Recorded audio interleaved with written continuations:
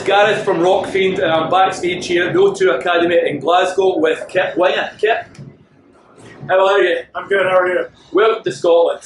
Thank you very much, happy to be back. And although we are 9 PM at night, in fact 20 past 9 at night, it's still daylight, and it's a beautiful night here in Glasgow. With the soundtrack by Steel Panther, yes, playing on stage right now. Steel Panther are on stage right now, so we'll shout as loud as we can to try and get Kip's story across to you. So Kip, you're just off stage, you're playing a support slot to Steel Panther for not the whole UK tour, but the vast majority of the UK tour. Yeah. And you just came off stage here in Glasgow, the first night of the tour. How did you find that? I love the audience in Glasgow, they're fantastic. Coming from America, a lot of the guys that my friends in other bands, we always talk about how great the fans in Europe in general are, but particularly in this area, it's amazing.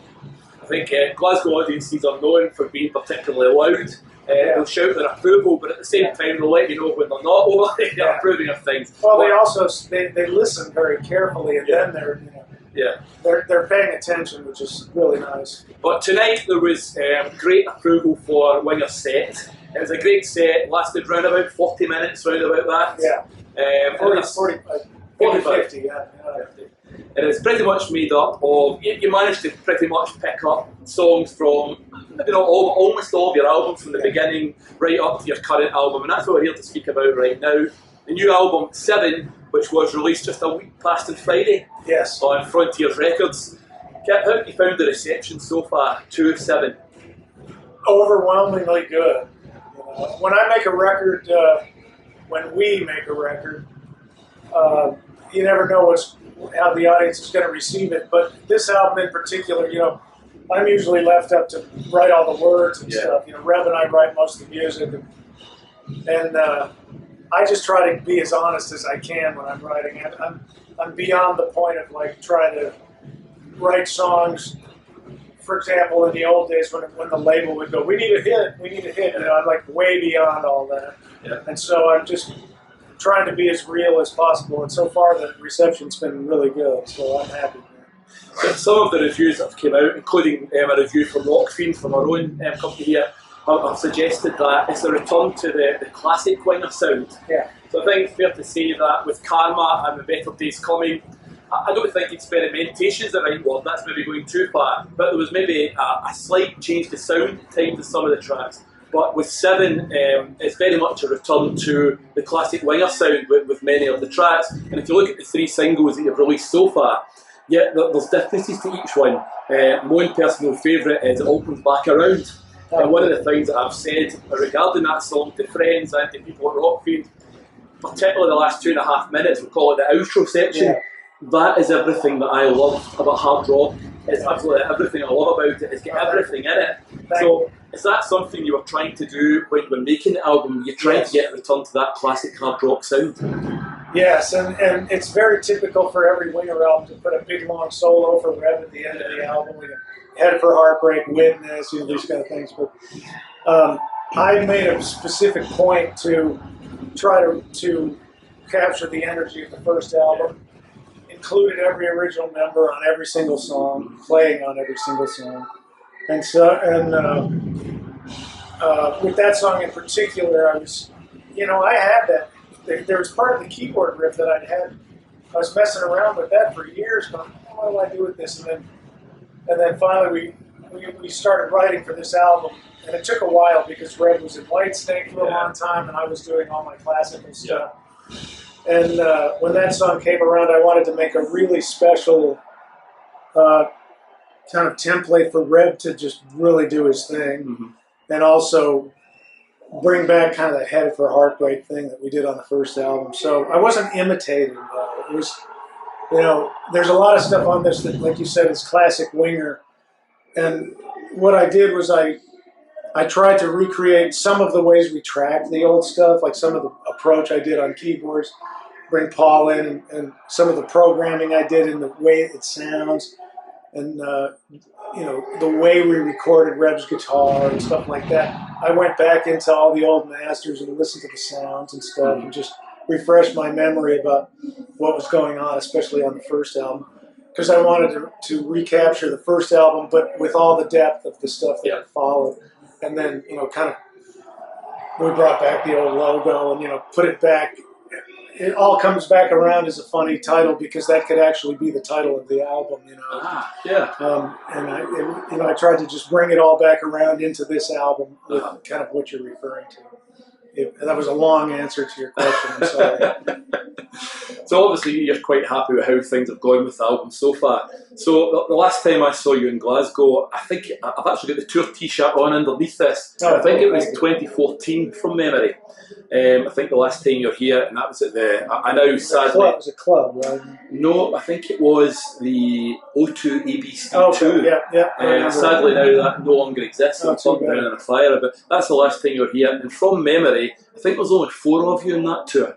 John Roth, yeah. John Roth. Paul wasn't here, yeah. No, Paul wasn't here. So obviously you've got Paul back on board now, and as you mentioned tonight, it's the original band again, back together with the addition of John. Yeah. How did you find bringing Paul back on board? Do you feel that he's able to recreate some of that old magic again? Well, the fans love Paul, and Paul was always just doing other stuff and very busy as a songwriter and working on tons of projects.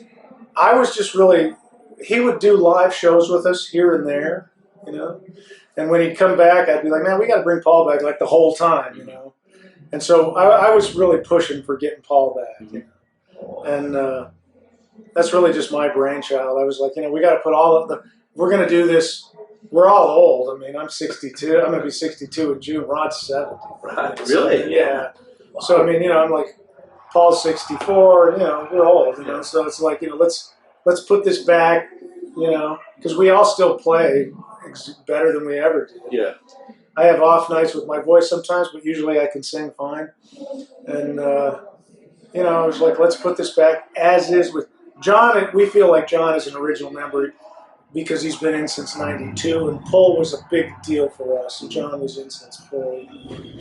I was just feeling like, the best incarnation of the band is what you saw tonight. Mm-hmm. And we can cover all the material because some of it needs 2 guitars and a keyboard. Yeah.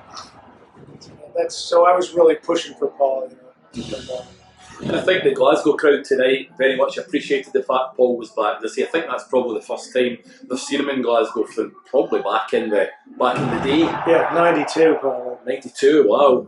So, the Glasgow crowd really appreciated that tonight. So going back to 7 and excuse me to interrupt you. Yeah, of course. I wonder, we played with Scorpions in 91, 92. I was wondering I wonder if we played here with Scorpions. Colin here was talking about that gig just earlier tonight. I think that was SECC. Okay. I think that was where that was a great tour. Yeah. Right. Yeah, that was the last time I seen you. Oh, wow. But, yeah, I'm sure it was SECC. Yeah.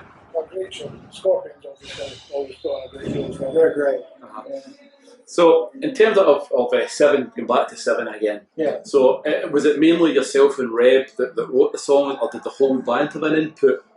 No, the one thing I've always stayed consistent with Winger is the core material comes from Reb and I, and we always sit down with a drum machine, and I'm like, give me a riff, because it's like it really comes from Reb's riff and my arranging, and okay, let's do that with this. Okay, now we need a verse. Or maybe he plays a riff, and okay, that's a cool chorus, or maybe that's a cool verse, and we always. And a lot of times I'll punch up a beat and say, hey, dude, I'm going to go out and get some beers. I'll bring them back, write me something while I'm gone, and I'll leave the recorder on because he'll just come up with a bunch of shit and then never remember it. So I'll keep the recording going on, and then I'll go back through that stuff and oh my God, it's amazing, And so the core material always comes from me and Reb. I wrote, on the first album, I wrote Headed for a Heartbreak myself. I wrote It All Comes Back Around by myself. A couple songs I wrote on my own. One co-write with John Roth. Me and John wrote One Light to Burn. A lot of people don't know this, but Paul Taylor played his first guitar solo on a Winger album on Broken Glass. Right. That's Paul's solo, and John played the solo on One Light to Burn and Time Bomb. And so the process, like I say, it's always the same. Me and Reb with a drum machine and build it from there. Mm-hmm. So, well, I think the last album we had from Winger was Better Days Coming. I think it's 2014. That's probably the tour that I mentioned. I saw you on. I think 15. Yeah. 15. So that's 9 years then, or 8-9 years since the last Winger album. Yeah. Now, you've already mentioned that the difficulties are with the different projects everyone's involved in. You do your classical music and the ballets that I know that you've been involved in. Red is also with Whitesnake. John's doing work with Giant and other bands and as a session musician as well. So you're all busy guys. So, but with Whitesnake now ended, or allegedly ending, should I say, sorry, is there a possibility of seeing more frequent Winger material, or is it still really just going to depend on where you can fit it into your schedules? It's, writing these albums, it's like, I set the bar so high on a Winger album, it's like painful. It's not easy to do it. And I'm, we'll just have to see. I mean, the one thing I didn't want to do, like if I gave you guys a crap album 2 years after the last one, like who cares? Yeah. So the timing was good for me. I'm working on a violin concerto for Nashville Symphony right now, and I've got an opera coming, and there's a lot of other stuff I'm working on. But having said that, Reb is not in Whitesnake at the moment, and probably won't be for the foreseeable future, because for all we can see, that David has decided that he's like kind of come to the end of his run. They might do something, I don't know, but so yeah, I mean, it's possible that we crank out some more stuff faster. Possible. It's possible. Good that's good news. I'll tell you one thing. Possible. I'll tell you one thing about our band. We're very misunderstood, and there's a progressive side to us that I would love to just do like a fucking full-on album where we're just showing off the playing for the Muso fans. But I don't really know. I mean, like you said earlier, I tried to make this like the definitive Winger album. So, we'll come back to the tour. As I say, you're on tour at the moment here in the UK with Steel Panther. Now, only 3 nights ago, you were in Utah, in the United States, and now there we go, 72 hours later, you're here in Glasgow. So, obviously, the touring and promoting the album, it's a big part of promoting the album, is the tour. Yeah. So, a lot of people were asking, whilst we were in the crowd and after your set had finished, will there be a headline tour at any point in the UK, or does the whole touring mechanism of bringing it across the big points, so to speak, making that difficult these days? Part of the reason I wanted to come over here and do this tour was because we could get ourselves in front of a lot of people and show people, like, and see who wants to come back and see us as a headline. Yeah. That's the thing. I've been friends with Michael forever, so I just texted him, hey, let's do some shows. And the next day they were like, you want to go to the UK with us? I'm like, yeah, absolutely. So, I think it's actually a great concert because they're doing what we did, and so it's like you see the original thing and then you see what they do. It's kind of funny, kind of a special event. Yeah. But I would love to come back as a headline. I'm not going to lie, like we're very misunderstood by promoters. So, for example, in the rest of Europe, people we have a lot of fans there, and the promoters don't really get how many fans we have. Yeah. So we never get enough offers to really make it viable. Like, I'll come, I don't need the money. I mean, I don't want to. I'll do it if I break even, basically. Yeah. I'll just come if we cover our expenses. I'll play for free. I can't go in the hole. Yeah, of course. So really, the answer to that is stay tuned. Yeah. Stay tuned. I should have just said that. You say that, I say stay tuned. Next question. So just actually going back to the way the music industry is at the moment, Steel Panther, who, as you can hear in the background, are on stage at the moment, they have a song called 1987 from their new album, and it mentions bands such as Whitesnake, etc. in it. And it goes back to what a great year 1987 was, and obviously your debut album was just a year after that, so you're in that rough same time frame. How different is it now to release and promote an album compared to back in the day for rock musicians? It's exactly the same for me. The only thing that's different is the way you put them out. Streaming, I mean, that's the only thing that's different. We still sell CDs, we still sell vinyl, and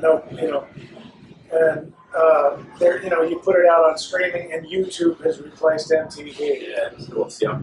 It's the same. I mean, look, you just don't make as much money. But I've never made music for the money. even if I didn't make a dime, I would still be composing music, because that's just, I'm not one of the guys that's like, well, pay me and I'll write another album. I'm just not that guy. Like, all I need is a pencil and a little keyboard and I'm good. You know, like, so it's not really different for me. Because even my whole career, I was creatively in control. So a lot of other bands, like, you know, the labels telling them this and telling them that. And I did hear, hey, you don't have enough hits or whatever. But I was always in control. And as that continued with Frontiers, I know they've got a lot of the more classic rock bands in their roster at the moment, and I know that their executive is also very hands-on with a lot of the projects. But do you find that you're giving Come the on, freedom? let's be honest. They put out, in my opinion, way too many albums. They put out so many fucking albums. But I have a special relationship with them, and they're very passionate. And so I've been with them since 2000, and my deal with them is like, look, I do what I do. If you dig it, cool. And that's our relationship. So they give you that chance just to do your own thing. And to their credit, they discover a lot of bands, and they do support a lot of bands that you probably would never hear of. Yeah. In my opinion, it's so many that it's like we can't keep track. But that's their thing. I think that's the important thing to say here. When you listen to Frontiers, and I don't mean this to be disrespectful, but a lot of the albums sound the same because so many are going out. But we actually discussed this when the review copies of 7 came out. It's a Kip Winger album. Yes, it's the Frontiers label, but it's not got that Frontiers mark all over it. Usually in Frontiers, you can tell it's a Frontiers album. It doesn't have that mark on it. It's great that you've still got that. You know, you've got the creativity. Well, no, I mean, listen. I don't care what label I'm at. It's going to be me in control of the shit with my band and the original members, and that's it. I mean, nobody's going to fuck with us.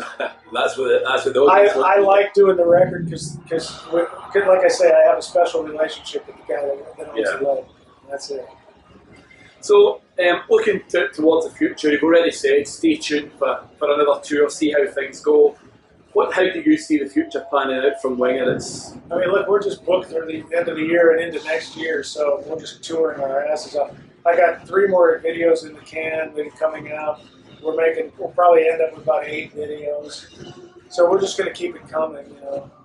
I think the reason I want to make so many videos is because I think the songs are worthy of it. Yeah. You know? I mean, we'll see how it goes. So far, I mean, the comments in the videos are really good. So that's the future then. Make more videos. Continue for to now, the album. yeah. I mean, it just came out this week. I mean, Monday we'll see if we got the charts and all that. Yeah. Shit. That's it. Okay, it's been an absolute pleasure to speak to you. Someone who's listened to your music for years, genuinely, it's absolutely great to sit down to you and just have a chat here. I appreciate it. And best of luck for the rest of the tour, for the promotion of the album. Thank you. And you can count the support of Rockfiend. I appreciate it, man. Thanks very much. Thanks, guys. Cheers. Thank you.